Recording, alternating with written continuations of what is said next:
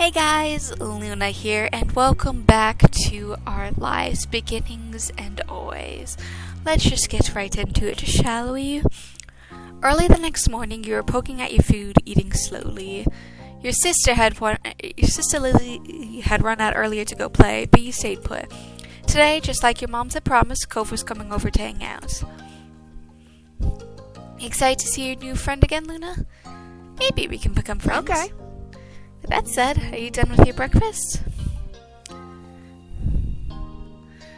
Your bowl was entirely empty, so you nodded. Good job. He should be here soon. Clean up, begin, and then on cue, there's a knock. It was hesitant, like the person wasn't sure they were in the right place. Still loud, though. We need to get a more obvious doorbell. I know. Luna, could you get it? Because Mom said so, you wandered over to the door. Hey, Mayor family, thanks for having us. Mr. Holton, as your moms have called him, and his son were here.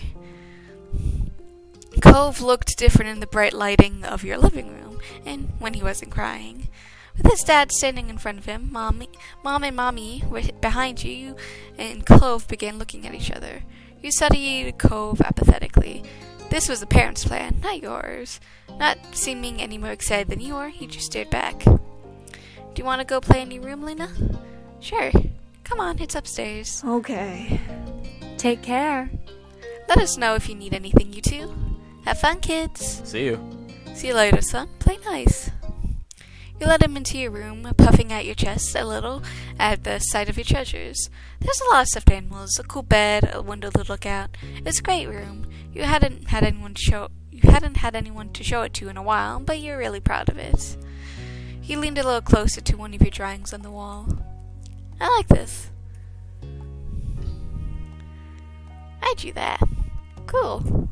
You smiled at him, and you were proud of that particular piece of art, and you're glad he noticed it. He turned over to look at the room a little bit more, studying the books on your desk and the pictures on the wall. You hope he liked your room. You had put a lot of effort in making your room as nice as it was. You hoped he didn't say anything bad about it. Then eyes landed on a tiny box of beach things you had collected, tucked away by your door. So off to the side here, it looks like. He took a step towards it before hesitating and pointing at it and said, "What's that?" "All the stuff I found on the beach." Oh. "Do you have any driftwood in there?" Dragging the box into the middle of the room, you and Clover flopped down next to it. "I think so." "Yeah, see?" You gestured to a piece at the bottom still covered with specks of sand. Neat. This is a good collection. Get a sense from the tone of his voice that he wasn't saying that to be nice or to be like Cilio. He actually meant it. Oh, right, I almost forgot. Cilio's gonna be here today. Cilio? Lizzie's friend, or like her number one fan, I guess? Do I have to see him? It should be okay. I mean, he's Lizzie's friend, not mine, but you know. Come on, check out my shell some more. I found this one under a big piece of seaweed that I washed ashore, and put out the seashell after seashell, expanding where you got in each one and holding them up against the lights. There are big ones, small ones, pink, purple, and orange. Most of them you washed off in the bathroom sink when you brought them home, cleaning off the sands. Your voice faltered a little bit, but you kept going the best you could. You're really proud of your seashell collection. It made you happy that Clover was interested in too.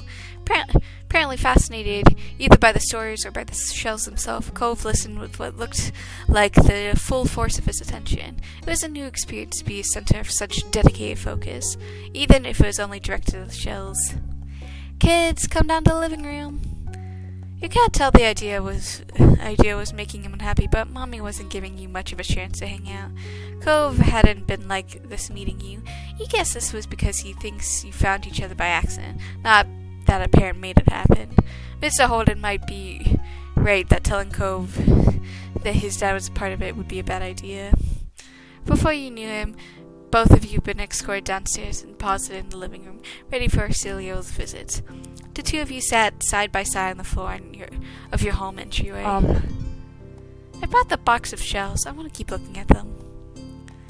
Great. Bust it open. We can keep looking while we wait for Cilio. Cove reached out in and pulled out a big orange shell. Oh, like he had spoken louder, he turned it to you and held up, his eyes shining. I think this one's the best of them. That's my favorite too. Cove smiled at you and both admired the shell together. It was a giant conch with shades of dark and light orange. If you held it to your ear, you could practically hear the ocean. I found that one last summer when we went to the beach on a picnic. The two of you were still sitting on the floor looking through your collection of beach findings when the doorbell finally rang. Cove jumped, startled by the sounds. Since the person had knocked, you figured it was probably Silio. He knew where to look for that. Lizzie's friend? You nodded, but that didn't seem to make Clover feel any better. It was already obvious that Cove didn't hide his feelings well. You could tell what he was thinking right away. This isn't a good idea. He'll be alright. He's here. We can't tell him to leave. He's only at our door, and if you go upstairs, he'll find you. Cove glanced around the room, his eyes wide, and finally paused with his gaze locked on the back door of the house. I can go out the window. He was already walking toward it. Scrambling to think of something to say, you stepped forward, then paused.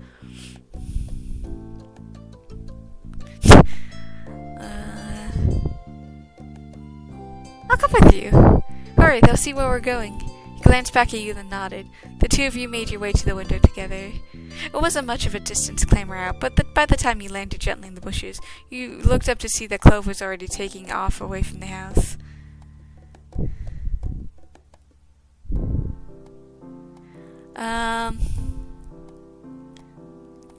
At that speed, you weren't sure if you're gonna be fast enough to reach him. Hey, wait up! You ran as fast as your legs could take you, grass whipping around your ankles as you did. Cautiously, Cove slowed to a halt and looked back at you. Where are you going? I don't know. Somewhere else. I just don't want to see. Luna! You looked back and saw Silver hopping down the hill after you, the backpack he clutched bouncing all the way along the way. What are you doing? Can I come? He must have seen you leaving out the window and followed behind. Hi! Oh, hi! Are you Clove? Yeah. I'm Cilio. Okay. Yep, are we going back, or are we going to play outside? Shill's eyes moved between you and Cove, the smiling remaining strong in his face. You got a tiny frown on Cove in response. You were just grateful he hadn't asked why you'd been running away. Inside, we left the box on the floor. Right, my shells and stuff. We had to make sure we're okay. He's so innocent. With Shiloh trailing behind, you and Cove headed back toward the house. This plan for the afternoon, at least as far as you were concerned, was to sit and look at the beach scene some more. You weren't really in the mood to do anything else. Hey, check out the scallop shell I found. Cool, right? It's a pretty color. Kind of like I guessed. The beautiful gleaming pink did look a little bit like the wrap around his arm. Pink's a nice color. Okay. Oh? Is it your favorite? Not really. What is? Maybe green. Or blue. Might be yellow. Oh, those are all cool. I guess.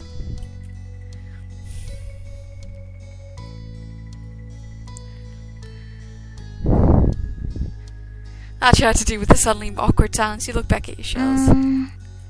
Like usual, it didn't take long for Shilil to get fidgety. Lizzie was his favorite. Without her around, Shilil didn't seem to know what to do with himself. And Cove wasn't like your sister. He wasn't that much like you either. Is Lizzie coming back? Don't know. Aww. Where'd she go? I think she's at the beach, probably. Is she playing at her park? Cove's eyes lit up at the mention of the park, and he looked towards you. There's a park? Yeah, but it's old. Can you show it to me? I want to go. He started getting up before you even answered, and Cheryl jumped up beside him in excitement. Really? You do that? You do too, right, Luna? The park is fun. The park is pretty great. Yeah! It's right at the beach. There's a lot of fun stuff to do and lots of sand. There's a jungle gym and a bunch of swings. That sounds like it could be cool. So are you gonna find Lizzie? I don't know. I never really want to see her. I just wanted to check the park out. Just without any direction, Shino finally turned to you. Okay. He perked up and both boys wanted to go. It was only fair. After getting permission from your moms, the three of you were ready to head out. It was a short walk to the park. Lizzie had convinced your moms that it was so short she could always be allowed to walk there by herself. When you found her, she was hanging on the jungle gym, swinging back and forth. Hey, Lizzie.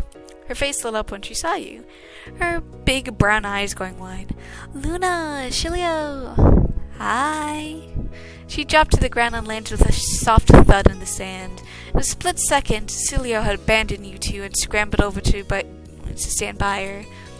You were used to being left out when it was just the three of you, but now Cove was here. You weren't sure if this was an improvement. Who's that? It's Cove. He's new. Hi.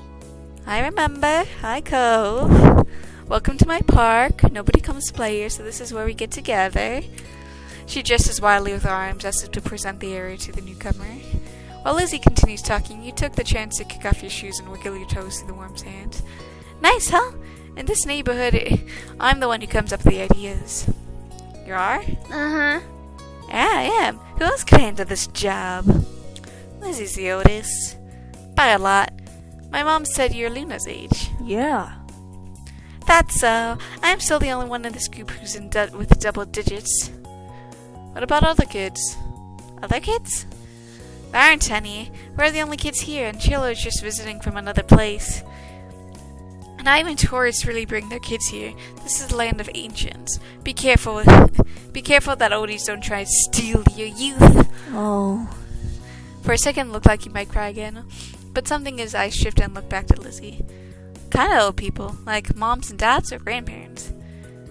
Grandparents who don't have kids. They hate kids.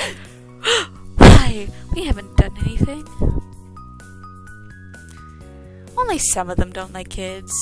You interjected quickly, hoping Lizzie wouldn't take things too far. Cove sniffled and his voice ceasing with worry. Lizzie was staring Cove down, but Cove wasn't even looking at her anymore. He didn't seem to care that he was there. He went to his own head. Celia was the next one to speak, completely unaware of the situation. I met Lizzie and Luna in school. We'll see tons of kids there too when summer's over. I don't want to go to a new school. I don't want summer to end. I totally get that, Cove. Summer's great. Celia looked down at the dirt. He hadn't had much luck striking up conversation with Cove. I like summer a lot, vacation a lot too. All the building tension in the air suddenly vanished when Lizzie laughed. Celia's discomfort at how weird she thought Cove was at something else entirely you didn't really know, but she laughed, scrunching up. Okay. Welcome to Sunset Bar Cove. Take a seat, pull up your feet, and get used to it. Is right. For the rest of the summer, Cove was always there. You saw him more often than Celio. On some days, when she was in a bad mood or busy, you even saw him more than Lizzie. He became a staple of your everyday life, the way sun and lunch and the beach were. The first summer, you hadn't really been interested in one way or another. He was just kind of a fact of life. Someone you met with him because he was there. Of course, that was only the start of things.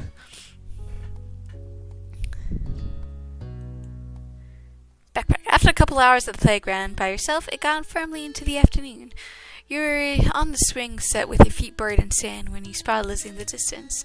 She was rushing over something on her tail, chasing her.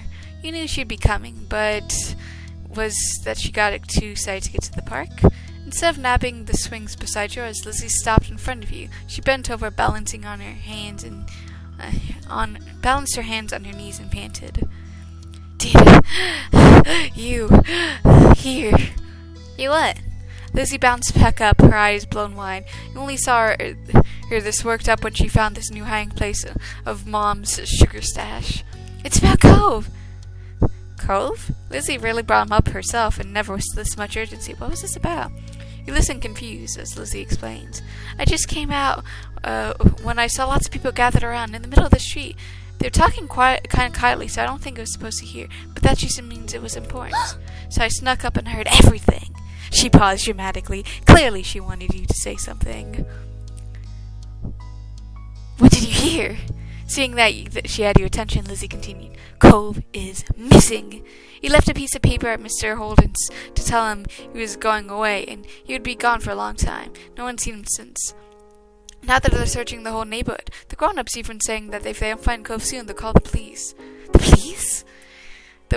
You'd seen police officers around town now and then, but you never had talked to one before, much less dealt with them. It was intimidating thoughts. Was Cove going to be arrested for running away? Watch as your sister began to pace in front of you. I know Mom said Cove was sad about moving here, but running away from home is crazy. Jeez! Where else is he gonna go anyways? I want to find him. Lizzie scrunched up her face up, thinking deeply for a moment. Then she nodded and planted her hands on her hips, determined. I'm gonna go look too. You are? Mm-hmm. We can play at the park any day, and the more people there are looking, the quicker someone will find him. Maybe I'll be the one who does. I'm the best hide and seek after all. It seems like Lizzie wanted to look for her not only because she was concerned about Cole, but also because it was the most interesting thing to happen this week. Wish me luck. Before you could say anything, she ran off in the opposite direction where she came. You were left in the dust in a matter of moments. That was her sister for you. But Lizzie's appearance in the crisis soon faded to the back of your mind just as quickly. Cove. He told his dad he was leaving to go somewhere by himself. It was surprising at first, but that sounded like something you'd do when you considered it again. Unfortunately, I had no idea where he could have gone. You thought hard. There was the hills behind your house. He had gone there the first time you met, but someone would have checked there already. You wouldn't need police for that. Cove must be far away or hiding somewhere if the whole neighborhood was looking for him. You swung back and forth, lips pursed in contempt. If I were Cove, where would I go? Lizzie had said that Cove was crazy for running away from home, but he never considered Sunset Bird his home, did he? His real home was somewhere else.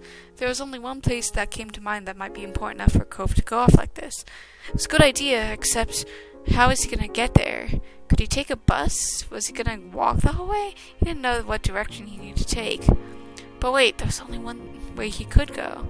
Going down to the street led to the beach, so that couldn't be right. Going to either side would mean he would get struck by buildings and fences and big slopes, like the one behind your house. That left going up the street. You knew that road. It led to the main part of town and kept going all the way into the city limits. Cove didn't know that area pretty well. You didn't think he would want to go off onto that road onto some random other streets, which meant if someone followed that, they might find him somewhere along it. The grown-ups seemed to be looking in the neighborhood, so you had to tell them where to search. You rushed to where you had abandoned your flip-flops and slipped them on. They slapped against the sand as you left the playground. On your way home, you spotted Mom almost instantly. She must know about Cove and was looking to you because she was wearing a worried frown. Her expression cleared up when she saw you walking toward her. Luna, I'm glad you're here. Clovis. She cuts herself off, sighing deeply. Why don't you head inside? I need to stay out here for a bit longer. Something is going on right now, but we'll take care of it. Mom tried to usher you into the house, but you didn't budge from where you stood. Mom, I think I know where Cove went. What? How did you even find out he's missing already? She shook her head before you could answer. You know what? That's not important right now. Where is it, Luna? You told her your hunch. She listened intently. The main street. That's not good. I'll drive down there to make sure you didn't get too far.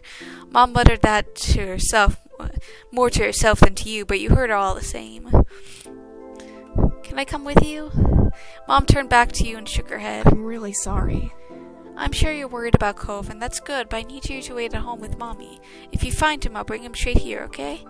You're disappointed, but he nodded. She stroked your cheek, smiling softly. Mom guided you to the house with a hand on your shoulder. You both went in. Mommy appeared quickly. She must have been waiting nearby. There was a phone in her hand. It worried you, thinking about who she might have been talking to. Mom briefly explained what happened before she grabbed the car keys. Mommy saw her out. Soon after, you were herded into the kitchen. You sat at the table with Mommy microwaved leftovers, which you gobbled up. You haven't even realized how hungry you were.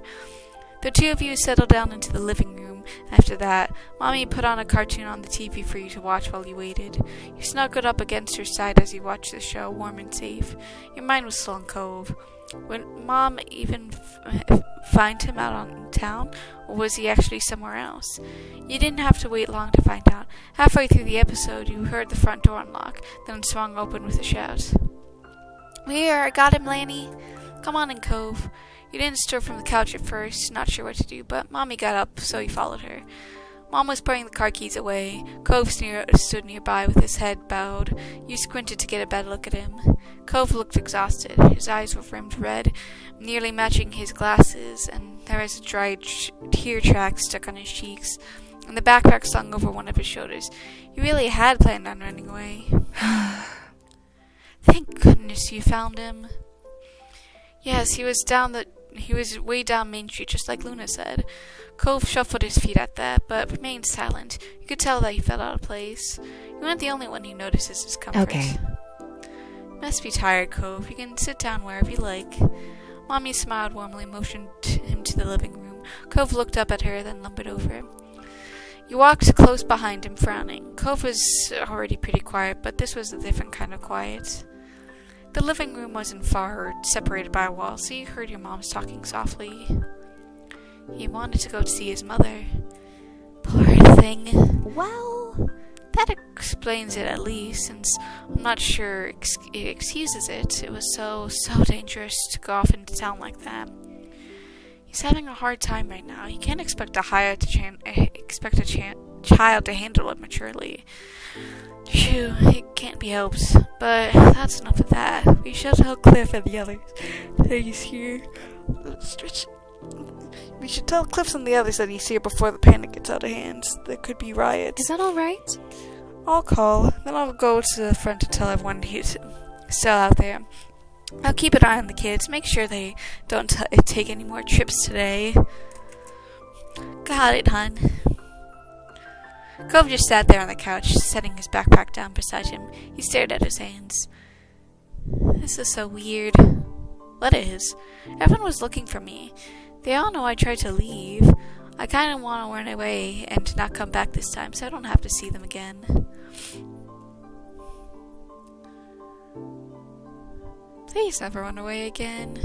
Cove looked guilty for even suggesting that despite not being serious. I won't, not for real. Before you can say anything else, the front door opened. Your mom was back with Mr. Holton close behind her. He made a beeline for the couch, his gaze trained to his son. Cove? God, are you alright?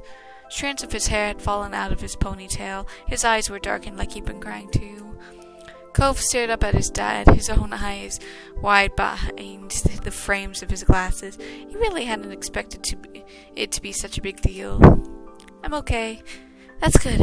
That's good. I'm glad to hear that. He clasped a hand on his son's shoulder, attempting to smile, but the corners of his lips twitched and spasmed as if they wanted to burst into a frown instead. Cove seemed to have that effect on him. Mr. Holton turned to you, still grinning weakly, then looked at your mom's. Thanks for your help, as always. He laughed pitifully. I'm sorry. And I'm very sorry for ruining your afternoon with this. I can't apologize enough. It's okay. It is no trouble, Cliff. Really, it couldn't be helped in a way. Something was bound to happen sometime. We're just happy we could help, and Cove safe and sound. Not for the first time that day, you recall your original meeting with Cove. He had run away then too, only not too far as he had today. Cove must have a similar thought because he mumbled an apology. Sorry, Dad. I won't leave anymore. Promise. Some life seemed to return to Mr. Holden's thanks to his promise. This time around, his smile more genuine. I'm so glad. That's a relief to hear. Next time you feel like running off, come to me first, okay? We'll talk about it. I'm here for you. Cove nodded. His dad reached out and mused his hair playfully. Although he made a face, Cove didn't try to dodge the hand as he usually did. Let's go home, bud. I bet you're as tired as I am. Mr. Holden looked over carrying Cove's backpack, still clasping a free hand on his son's shoulder when he stood up from the couch. The five of you walked over to the front door so you can see them off. Mr. Holden thanked your mom profusely at least 3 more times before he walked out the door. Cove was made to follow. But he stopped and turned to you before stepping through the threshold. Thanks. For what? Your mom said you were the one who told her where to get me. It was good that I went back. A tiny smile flinted across his lips there and then gone. And with that, Cove left. Mommy closed the door behind them, and you were feeling overwhelmed. Your fatigue must have been obvious because your mom sent you off for a nap with no more discussion on what happened that day. Once your head hit the pillow, your eyes stopped closed on their own. After that nap, everything else was a blur. You was settled into bed real later that night when it just felt like a couple of moments. You woke up much more at ease than when you had felt when you were last conscious. It was almost like it was a dream, but it definitely wasn't. Your mom's faces, when you saw them, assured that. After breakfast, you sat down and your families went over yesterday's event in full. They were pleased that you came to them the moment you had an idea where Cove disappeared off to. As a reward, your mom has promised to take you and Lizzie for a treat later. It was more than a welcome change from the worry you've been dealing with. Mr. Holden talked to Cove about what happened to you. You didn't know what was said exactly, but Mr. Holden forgave Cove immediately. He didn't do anything to punish Cove for running away. He blamed no one but himself for Cove's desire to leave home. You caught your moms discussing it in hushed tones, frowning at each other. It was pretty serious. The word used you hadn't heard before, self-flagellation. But there wasn't anything they could do to change Mr. Holden's minds. Your neighbors stopped you and Cove often for the next week or so to express their concerns and disapprovals of the event. So, as I always said, days continued to pass, so did talk about Cove running away. Things eventually returned to normal, as they had to. Summer kept going, and you kept having experiences you shared with Cove. Let's do a sleepover. Okay. Alright, kids, we're done with dinner. Come to the table. Your stomach grumbled right on time, as if it had heard your mom's words. You halted your game and looked over. Mom was almost done setting the table. She was walking around the mahogany wood in the process of putting down cutlery. Mommy was still in the kitchen, humming under her breath as she turned off the stove and put empty pots in the sink to wash. From behind you, Lizzie stirred, uncrossing her legs and standing up. She stretched her arms above her head. Finally, I am ready to eat. Then she cast a sly glance in your direction. You recognize that look. Last one to the table's around leg. I have it. But it was too late. Lizzie had already bolted toward the kitchen. You threw a cushion at her. Grabbing one of the cushions from the sofa, you threw it toward her. It hit her back in the legs, but it was too soft to do anything of real consequence. She merely brushed the tack off with a scowl. It was a short enough distance to the kitchen table. Lizzie managed to get there easily enough, slapping a hand over the wood. Mom moved just before Lizzie could bump into her. With an exasperated sigh, she resumed her work. I win again! You didn't win because you were racing by yourself. No, I told you we were both racing. You're just so slow. I wasn't racing and you know it. That sounds like something a rotten egg would say.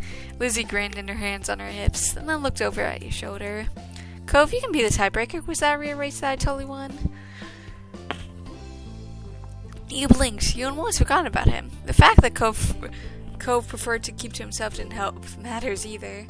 He spotted Cove still on the floor. His legs were crossed beneath him, the arms of the cast resting in his lap. He looked at the two of you with a slight frown. It sort of felt strange to see him still here so late.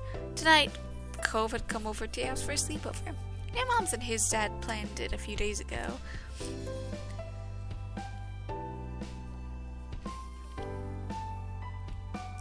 You hadn't expected it, but when your mom told you, but you didn't mind Cove sleeping over.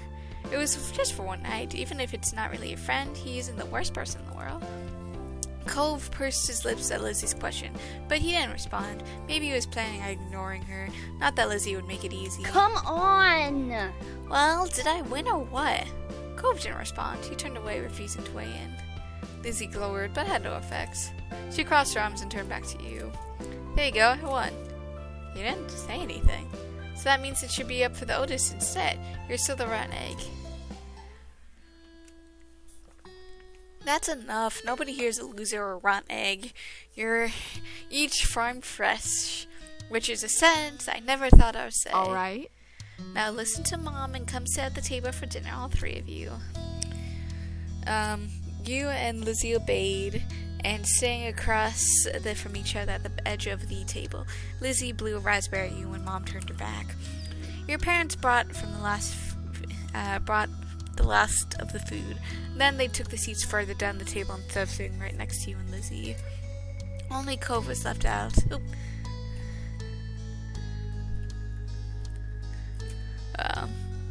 He stood up from his spot on the floor, but he hadn't made a move toward the kitchen. Clove, you can sit too. Slowly he eyed the 4 seats that were left. Thanks to the new seating arrangement, Thanks to the new seating arrangement your parents chose, one free chair was beside you, another next to Lizzie, and the last 2 are on either side of where your moms are sitting. You can sit anywhere you want to. He hung his head and scuffled past you, Lizzie's and your mom. Cove went to the chair on the opposite end of the table and sat down. It seemed being far away is what he wanted. Your mom frowned. You shrugged it off and turned back to your plates. Now that everyone was situated, Mommy began to pass out plates. Okay. Dig in, kids. I cooked a little bit of everything for dinner tonight. Be sure not to avoid all the veggies. Ugh. Yes, Mom. Each person at the table served themselves, except for one. Cove hesitated again. He fidgeted with his hands, clamped on the top of his knees. He didn't seem very comfortable doing stuff in someone else's house. One just seemed to have his eye at least. That's pineapple chicken. Want to try some? Not really, sorry. By then, your mom said no, that Cove still had nothing on his plate as well. Do you not like any of the food, honey? Well... But maybe he hasn't tried Hawaiian food before. He hasn't? Wow. Please don't talk with your mouth full, Lizzie. Lizzie swallowed the bite she was eating, then spoke again. You should try it now. She turned to Cove dramatically. Unless you want to shrink. That's what happens if you miss a meal. Elizabeth, that's not true. You know that. Cove scrolled under all the attention. He fidgeted with a fork between his fingers. I had some things, just not any of them. Oh, shoot. I should have asked your dad what your favorite foods were. It's alright, Lanny. Maybe you'll find a new favorite today. You weren't sure about that. Cove didn't look like he was going to be trying the foods anytime soon. I think you'd like the pineapple chicken. It's yummy. Eventually, Cove carefully spooned the rice and pineapple onto his plate. Maybe because he didn't know exactly what else to do at this point. You saw he avoided the veggies entirely. Your mom's let him get away with not taking the vegetables. At first, Cove poked at the food. Clearly, he was apprehensive to eat something new, but he took a few exploratory bites. Right? It's good, huh? Isn't it? You don't have to keep asking. He still spread some more meat with the fork and ate it, chewing thoughtfully. It's not bad. Mommy grinned at his words, satisfied even though it wasn't exactly glowing commendation. Lizzie wasn't mollified. You're so weird. Don't be mean to your friend. You're not friends. Mommy floundered the face of Clove's blunt honesty. It seemed strange that your mommy was taken back by the news. When had they gone long? And you didn't consider yourself to be friends with him either. You had gotten used to him sitting around a lot over the summer, but the two of you hadn't struck anything that could count as friendship. Mommy looked at Mom and only got a shrug. No. Elizabeth, don't call someone weird. There's no such thing as a weird person and a non-weird person. Just different perspectives. It's not a nice thing to say to anyone. But Pam, Mommy tried to whisper exclusively to your mom. Her attempt at making it audible over the sounds of clicking silverware meant that you caught the quiet words anyways. They're not friends, he said so. As parents, we can only try, and sometimes we fail, and all our kids will be thick as thieves. Now let's talking more eating, kids. You need to clean up and start winding down for bed soon. But Mom... No buts. We talked about this. Your bedtime will be moved back in a few years. For now, you don't get to stay up late. Lizzie sulked, muttering under her breath about how it wasn't right.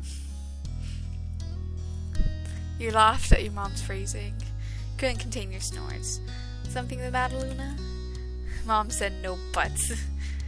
Lizzie scoffed and rolled her eyes, unimpressed by such crude words. Mommy snickered along with you, however. That's right, no buts allowed here. They have to get rid of yours. No, I need it. The two of you continued to chuckle, and Cove cracked a smile. Children, I am surrounded by children. The rest of your dinner passed by uneventfully. Cove was silent for most of it, even when your moms attempted to include him in conversation. All too soon, the tables were cleared, the games in the living room were put away, and you all steered to your bedrooms. Mom finished checking you in and kissed your brow just as Mommy poked her head in the room. All ready for lights off, you two? You're lying comfortably in your bed, the blankets hiked up under your armpits. You could kick it off later if you got too hot. Mom had set up the sleeping bag on the floor for Cove, just beside your bed. He already wiggled inside. You nodded for the both of you in response to Mommy's question. Good night. Perfect. I'll go say goodnight to Lizzie then. Mom tweaked your nose, chuckled when you squawked in annoyance and left. Mommy took her place, sitting down on the edge of your bed. Sweet dreams. I love the voice actors in this game. They have very nice voices. But sweet dreams, sweetie. She pressed a soft kiss on your forehead. You giggled as strands of her hair fell toward and tickled you. Mommy smiled down affectionately at you, then moved her attention to Cove, who watched from the spot on the floor. Do you need anything before falling asleep, honey? What does your dad do? Sometimes he picks me up and lifts me real high and shakes his hair, and it's like he's gonna let go, but he catches me again. He keeps doing that until sometimes he drops me on my bed, or other times he lowers me down and pretend like I'm crashing. Cove had come pretty excited when talking about the nightly ritual he and his dad shared. He seemed excited. He seemed to realize how animated he was and bashfully quieted. But I don't want to do that here. Aww. Have fun. Though I think you're right. It might not be a good idea to do that tonight. The sleeping bag might be not be a soft enough landing. If there's anything else, you can always ask me or Luna's other mom. But I'm the nice one. Just don't tell her that. She laughed good-heartedly and stood up. Take care. Sleep well, Cove. Night. Leaning up against the door chair, but she rested a hand on the light switch and looked at you. Good night. Sleep tight. Don't let the bug bite. Don't let the bug bites. With a last smile, Mommy turned off the lights and stepped out, closing the bedroom door behind her. You listened to her footsteps fade as she walked down the hallway. You closed your eyes and snuggled and prepared to drift off. You started when Cove sighed deeply. You turned your head to look at his direction. In the dark, you could only see a faint outline of the lump under the covers. Cove?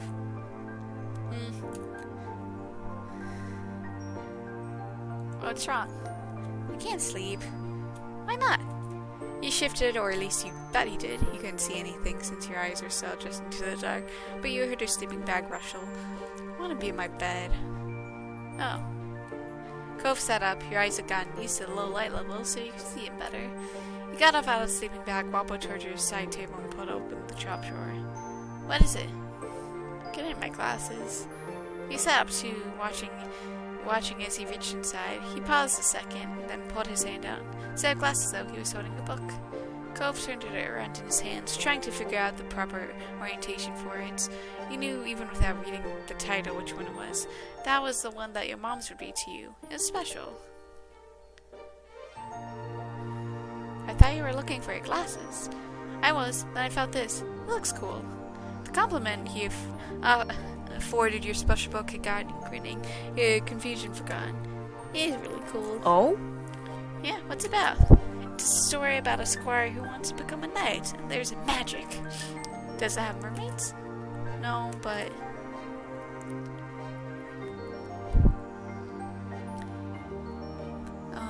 it has cool pictures. Some of them even take up the whole page. There's this one where the squire and the dragon meet. They're fighting, so the poses are awesome, and the dragon's breathing fire. Usually, Cove sported a disinterested expression on his face. Or a sad one. You could probably count the number of times you had seen him smile on one hand. Right now, though, he looked excited and he flipped the book over and focused at the back side to try and learn more. He reminded of the hours he spent hearing the tales. No matter how many times you read it or had it read to you, you were still entertained by the story and pictures inside. You glanced out the window. The moon was high in the sky. You wanted to read the book with Cove. You climbed out of bed and paddled over to your side table. You opened it and rummaged around, pulling aside your stuffed toys and crayons. Cove called out to you in a confused whisper. What are you doing? You'll see. You let out a quiet cry of victory when you found what you were looking for. You jumped back in bed before any hidden boogeyman could catch you unaware. Cove continued to watch you as you worked your way beneath the blanket you had discarded earlier. You put it up over your head. What? Come on, check it out. Bring the book too. After a minute, the bed dipped as Cove got in. The blanket shifted. You fiddled with the flashlight and you grip it, feeling for the switch. With a small click of the space flooded with bright light, Cove sputtered, putting a hand to shield him from the beam. Move it somewhere else. Sorry. You tilted the flashlight so it was shining down toward the floor of your blanket cave and away from Cove's sensitive eyes. This is adorable. I love this thing because it's just absolutely perfect.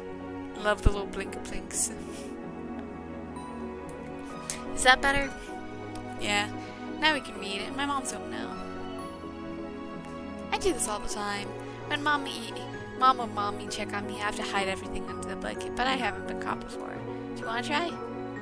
Cove nodded, and pleased by his straightforward response, placed the book between you and flipped the page open to the first page. So adorable. Meanwhile, he lay down on his belly and shuffled closer, picking up the flashlight to shine on the pages. His face was illuminated with a warm glow. So cute.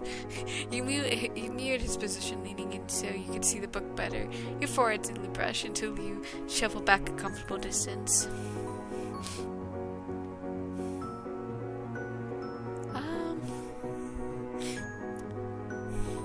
You flip through the pages to show Cove the cool pictures. Look! Passed through the book rapidly, stopping at familiar pictures. Cove stuck in a breath at the sight, leaning in closer to inspect it. The whole page was dedicated to the drawing. In it, the squire was battling a dragon.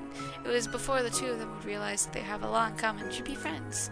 The squire was bringing their sword down on the dragon with all their might, but the dragon managed to hold them back using a giant clawed hand. Wow. Isn't it cool? Oh, and there's another one like this too. Resumed flipping through the pages, only pausing on the next art piece. This is the part where the squire and dragon fight and the king and his knights. The two of you read the book in fits and starts, focusing more on the detailed images. Cove was annoyed though. He looked enthralled. His eyes were following the text, a soft smile lighting up his features. A lock of his hair fell onto his field of vision, but he gave it no notice. He was lost in the story. Your eyelids started to droop. When your eyes opened again, your bedroom was in pitch black and silence. Your head was smushed in your pillow, your chambers were sticking to you, and mouth was dry. Slowly you raised yourself onto your elbows. You yawned, the back of your throat twinging as you did so. You rolled onto your side to sit up in your bed, planning on getting water from the kitchen when you saw the dark shape towering above you. You froze. Then you remembered you weren't alone in your bedroom tonight. Cove, is that you? Yeah. You shifted and felt something cylindrical press against your thigh. You fumbled for it. The familiar weight of the flashlight pressed into your palm. You turned it on. Cove blinked at you, looking exhaustion. He was in his normal clothes again, and shoes and everything.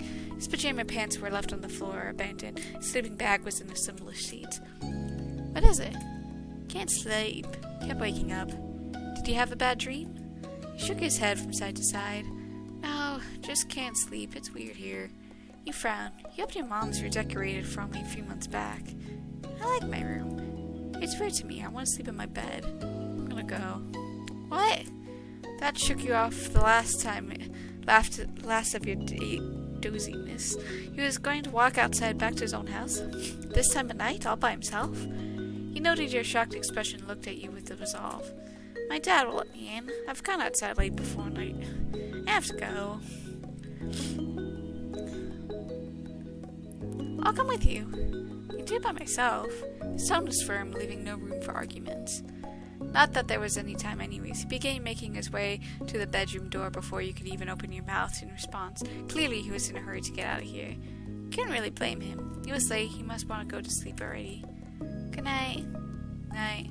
Just like that he was gone. You were left blinking wearily at the closed door. You dropped your head to the pillow. Close again. Close your eyes and settle in the best you could. You're getting sleepy again. Very last thought was that Sleepover had not been very successful. Next morning, you were woken by the sound of Mom's voice and a soft shake on your shoulder. Luna, wake up, it's time to get up and at 'em. The sun was peeking through the curtains, and you rubbed your eyes as they adjusted to the new lights. Cove's already out of bed. You blinked at her for a moment, confused, until you caught her the empty sleeping bag on the ground and remembered what had happened during the night. But I didn't see him out there. I wonder who's gotten off so early. You hesitated, giving Mom a look with your mouth hanging half open and your mind processed what to tell her. Yeah, I don't really blame her trying to figure out what the heck was going on, since he vanished into the middle of nothingness. Everything okay? Cove couldn't sleep. He said my room was weird. What? Where was Cove now? Did he sleep on the couch? Mom was still looking at you expectantly, but as you started to explain what happened, you were interrupted by Mommy calling from downstairs saying Mr. Owen was at the door. You can tell by the way Mom's forehead crinkled that even she was more concerned. When she turned to head downstairs, you pulled back the covers and jumped out of bed to follow her. Cliff, how are you? Mommy joined Mommy at the door, while you hovered at the bottom of the stairs and peeked around the corner. You saw Cove's dad standing just outside. He was alone. You wondered if Cove had gone home. So, I'm out of the loop on what happened, but Cove showed up back at home in the middle of the night. Mr. Holden was much more serious than you were used to. Maybe it was a bigger thing than you had thought it was. Your mom's exchanged a matching pair of surprised looks, Mommy gasping and covering her mouth with her hands. You wouldn't tell me. I thought you might have had some insight. We didn't hear a thing during the night. I noticed Cove was just gone just minutes before you'd arrived. Is he alright? We're so sorry. Mr. Holden put up his lips in a tight smile and held up his hands as if to say it wasn't their fault. He's fine. I just wanted to find out more before having another talk with him. I should have known he wasn't ready to spend the night at someone else's house. You felt bad for Mr. Holden. He looked so sad. They discussed the event a little bit longer before your parents promising to call him if they found out more, and when Mr. Holden finally said goodbye, you heard Mom calling your name. Immediately, you panicked, wondering if you should find somewhere to hide. There was a growing sense of dread in your stomach that you were about to get in a lot of trouble. Your moms found you eventually, though you were relieved to see that they didn't look very angry. They did, however, look very, very worried. Did you know Cove had gone home, Luna? You looked up at them both, your mouths pulled into a hard line, and Mommy's eyes softened. Well, maybe he snuck out when Luna was asleep. He got past the two of us. Is that what happened, honey? Shaking your head, you finally convinced and told them what had really happened. Yeah, I don't really blame them for just wanting to explain what had happened.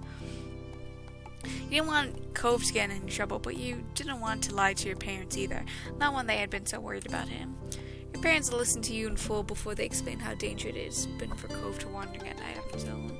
Personally, you didn't think it was that bad since Cove lived across this road, but you didn't tell your moms that. You were already in enough trouble as it was, so when they asked you to promise to tell them something like that next time, you nodded your head in agreement. Even though it was a little unfair, you accepted the punishment that you weren't allowed to have any more sleepovers until you could prove your moms that you were responsible enough. You were determined to show them that you could be trusted. And when you saw Cove next, he was sorry you had gotten in trouble. After hearing a similar lecture, Cove got away from a warning from his dad. Mr. Holden felt the negative experience was enough already, and Cove didn't need any additional punishments. In the end, the two of you and your parents were eventually able to move past the ill-fated sleepover. It all been a learning experience according to adults. You could accept that, and there are definitely things to learn from it.